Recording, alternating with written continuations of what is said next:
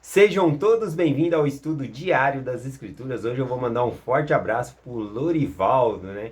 O Lorivaldo, ele tem menos de um ano de batismo. Ele se batizou lá na Bahia e ontem, né, eu estava lá limpando a capela, ele chegou, né? Ele saiu perguntando para as pessoas onde tinha a igreja, porque ele se mudou para São Paulo e ele queria encontrar a igreja para continuar frequentando aí a igreja, né? Então eu achei uma atitude muito linda dele aí. Parabéns, meu irmão, por buscar a igreja, por querer frequentar, né, cumprir o convênio que você fez, né, com o Senhor, com o batismo que você fez lá na Bahia, em Feira de Santana, né? E aí eu conversei um pouquinho com ele, ele ligou pro amigo dele lá na Bahia, o Enésio, né? Enésio Ramos Araújo. Conversei um pouquinho com o Enésio Ramos Araújo também. Vou mandar um forte abraço para ele, para a família dele. Ele falou da filha dele, a Érica, né? Tem a outra filha dele também, que eu não lembro o nome agora, mas se casou com o Rubens, né? Que é o presidente do ramo ali, Rubens Machado. Fica mais fácil eu mandar um forte abraço aí para a família Machado e para a família Ramos Araújo, tá bom? Um forte abraço para vocês e gratidão por vocês acompanhar a mensagem aqui com a gente. Hoje eu vou compartilhar com vocês aqui da Escritura do Vem Segue-me alguns assuntos que eu deixei de falar no meio da semana porque não teve tempo, né? Rapidinho falando sobre o livro de Abacuque aqui. O livro de Abacuque é muito interessante porque ele não está se dirigindo ao povo, é uma oração, ele está conversando com Deus. E o livro de Abacuque, ele começa dizendo, né? Ele falando, Senhor, os sacerdotes estão idólatras, estão fazendo coisa errada, os governantes estão fazendo coisa errada, a nação não está andando nos seus caminhos, não tão justo, o Senhor não vai fazer nada. Aí o Senhor fala que vai fazer sim, que vai mandar os caldeus, né, para castigar ali o povo ali, né? Os caldeus são os babilônios, né? Ou seja, mandaria a Babilônia ali. E aí quando o Senhor dá essa resposta, Abacuque, ele parece que não gosta muito, ele não entende muito, porque ele fala, ué, mas assim vai parecer distorcida essa justiça, porque os babilônios são pior do que o povo aqui do convênio, né? O povo do convênio não tão justo, né? Mas são melhores do que o povo da Babilônia. O Senhor está mandando a Babilônia. Então ele acaba dizendo aqui, ó, no Abacuque capítulo 1, versículo 4, ele diz assim, ó, por essa causa a lei se afrouxa, a sentença nunca sai, porque o ímpio cerca o justo e sai a sentença distorcida. Ele está falando que a sentença aqui, o juízo está sendo distorcido, né? Porque a Babilônia é pior. E como a Babilônia vai vir aqui castigar, né, os justos aqui, no sentido que o povo de Jerusalém, Judá, eles estavam mais justos do que a Babilônia. E aí o Senhor explica para ele todas as coisas, mostra em visão, até que ele, né, se cala e ele entende ali a vontade do Senhor e fala que todavia ele se alegrará, mesmo que falte todas as coisas ali, né? Mas é interessante o que o Senhor fala aqui para ele, né, em Abacuque 2, versículo 3, né? Ele diz assim, pois no fim falará, não mentirás, se tardar, espera-o, porque certamente virá, não tardará. Aqui está falando uma representação também da segunda vinda, né? Mesmo que as pessoas achem que a segunda vinda está demorando, porque o mundo está iníquo, não está demorando, vai vir na medida certa, na época certa ali que vai vir o nosso Salvador Jesus Cristo. Ele não tardará, né? Ele virá. E aí ele diz aqui no versículo 4, né? Eis que a sua alma se ensoberbece, e não há reto nele, mas o justo pela sua fé viverá. Então ele fala que o justo é pela fé que vai viver, tá bom? Então não precisa a gente ficar olhando, não, mas essa pessoa é mais iníqua, tá prosperando, né? Tudo bem que eu tenho meus erros, mas eu não estou tão iníquo como aquela pessoa, por que o Senhor não castiga aquela pessoa? O justo viverá pela fé, né? Abacuque também, ao ver a sentença de Deus aqui, ele viu a visão distorcida, né? Ele pegou e até disse nas palavras dele aqui que eu li, né? A sentença parece distorcida, né? Parece que está turva ali, não parece que é muito certa aos nossos olhos. Mas, igual o Senhor falou, aguarda ele chegar, né? O justo viverá pela fé, vai guardar os mandamentos, vai viver pela fé e as promessas vão se cumprir na nossa vida, tá bom? Mas o versículo que eu quero compartilhar com vocês mesmo se encontra aqui em Sofonias capítulo 3, tá bom?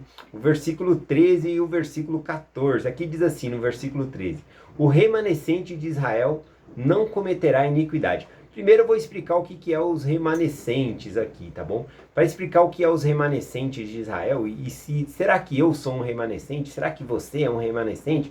Vamos ver um pouquinho sobre isso aqui, ó. Em Isaías capítulo 1, versículo 9, diz assim, ó. Se o Senhor dos exércitos não tivesse deixado algum remanescente, já como Sodomas seríamos, e semelhante a Gomorra. Sodoma e Gomorra são aquelas cidades, né, que foram destruídas ali por Senhor, porque não havia justos entre eles ali. Então o Senhor destruiu aquela cidade. Aqui quando fala, se não houvesse remanescente entre nós, nós seríamos como Sodoma ou Gomorra, seríamos destruídos. Então o que é remanescente, né? Eu peguei no hebraico essa palavra aqui, né? E ela significa que o resto, né? O remanescente significa o resto, significa também a sobra, ou os sobreviventes. Quando vem o juízo de Deus ali sobre o seu próprio povo, sobre o povo da aliança, o Senhor não vai destruir todos, vai deixar os sobreviventes, o remanescente. Isso é o remanescente, né? A sobra ali, né? Por exemplo, quando eles foram levados para a Babilônia, os remanescentes também era Daniel, os amigos de Daniel, eles estavam firmes na fé. Então os remanescentes são aqueles que são firmes na fé. Tá bom? Então eu gostei desse versículo aqui. Lá em Romanos, capítulo 9, versículo 29, também cita sobre esses remanescentes, inclusive está citando o livro de Isaías aqui. Mas para falar rapidinho aqui sobre essa parte aqui, o que é os remanescentes? Os remanescentes são o povo justo, né? Então olha aqui, lá em Gênesis capítulo 18, a partir do versículo 23, Abraão ele está conversando com o Senhor fala que vai vir um juízo, né? Contra o ímpio ali e vai destruir então a cidade de Sodoma e Gomorra. E aí quando Abraão fica sabendo disso, ele diz assim, né? E chegou-se Abraão dizendo, destruirás também o justo com os ímpios? E o Senhor falou, não vou destruir o justo junto com os ímpios, né? Vou fazer separação dos justos com os ímpios. E aí Abraão começa uma conversa com o Senhor. Mas se naquela cidade, Senhor, houver 50 justos, né? Você vai destruir a cidade? E aí o Senhor fala, não, por amor aos 50 eu não destruirei a cidade. E aí Abraão fala, mas se faltar 5 desses 50, né? Ou seja, se for 45, o Senhor ainda vai destruir a cidade? O Senhor fala, não, se tiver 45 justos, eu não destruirei a cidade. E aí cada vez Abraão vai baixando o número, né? Não, e se tiver 40 justos? O Senhor fala, não destruirei. E se tiver 30 justos? Não destruirei. E se tiver 10 justos? Ainda não destruirei. Né? Acaba que na cidade não tem 10 justos ali. Né? O que acontece na cidade é que havia 4 pessoas ali, né, que eram mais justas ali, que era Ló, a esposa de Ló e as 2 filhas de Ló. E mesmo antes de destruir a cidade, o Senhor manda anjos lá para retirar essas 4 pessoas que eram justas. Então Deus ele faz a separação entre o ímpio e os justos também. Tá bom? Para ver. No livro de Mórmon também a gente vê essa distinção, né? Aqui em 3º Nefe, capítulo 9, versículo 11, fala de algumas cidades, né, que foram destruídas pelo fogo. Por quê? Essas cidades foram destruídas pelo fogo por causa que eles expulsaram os justos do seu meio. Então eles ficaram sem proteção. Então o que faz o mundo se manter vivo e respirando são os justos. Porque se tirar os justos do mundo, né, o Senhor vai mandar a sentença ali, a condenatória, né, a destruição do povo aqui. Então vamos voltar lá. Agora nós já sabemos o que significa aqui remanescente, que é o resto, é aqueles que sobram, aqueles que são fiel. E aí eu quero saber aqui em Sofonias, capítulo 3, versículo 13, né? Será que eu sou um remanescente? Será que eu sou o resto fiel que tá? Quem é o remanescente, né? Quem é que vai sobrar na segunda vinda de Cristo, quando ele vier? Então aqui diz o seguinte, o remanescente de Israel não cometerá iniquidade. Então se eu não cometo iniquidade, eu sou esse remanescente. Nem falará mentira. Eu sou mentiroso? Se eu sou mentiroso, eu tenho que me arrepender, porque senão eu não vou estar no meio desses remanescentes. Porque quando Cristo vier, não é por causa que eu me batizei que eu vou ser salvo, né? Que eu vou ficar no meio do povo. Ah, eu me batizei. Não, eu tenho que honrar o convênio que eu fiz. Então eu tenho que guardar os mandamentos. Não posso mentir, eu não posso ficar vivendo uma vida dissoluta, não posso viver na iniquidade, né? Não faz sentido isso. E até ele continua dizendo aqui, ó, não falarás mentira, e na sua boca não se achará língua enganosa. A língua enganosa é língua falsa, né? No sentido de que eu prometo ao Senhor, eu faço convênio com Deus, mas eu não cumpro esses convênios. Então eu estou sendo enganoso, enganando aí, tá bom?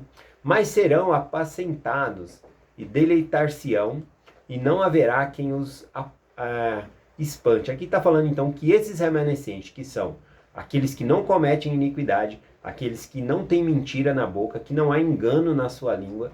Esses, quando Cristo vier, tem a figura aqui de um pastor apacentando, então, as ovelhas. Eu achei lindo esse versículo por conta disso. O versículo 14, então, o Senhor manda a gente se alegrar dizendo: cantai alegremente, ó filha de Sião, jubila-te, ó Israel, regozija-te, exulta de todo o coração, ó filha de Jerusalém. Então, se nós somos esse remanescente fiel, né, sempre na história do povo de Deus, o povo da aliança, o povo do convênio do Senhor, né, sempre quando vem o juízo ali para destruir porque estão rebeldes, o Senhor poupou os remanescentes ali. Uma parte ele poupa, tá bom? Para que essa parte dê ali frutos e continue a ter uma nova nação, novos povos e assim por diante, uma nação justa. Porque se tirar todos os justos da terra, então só vai ter sentença sobre a terra, só vai vir o juízo de Deus ali. Então o Senhor sempre fez prosperar pelo menos os remanescentes.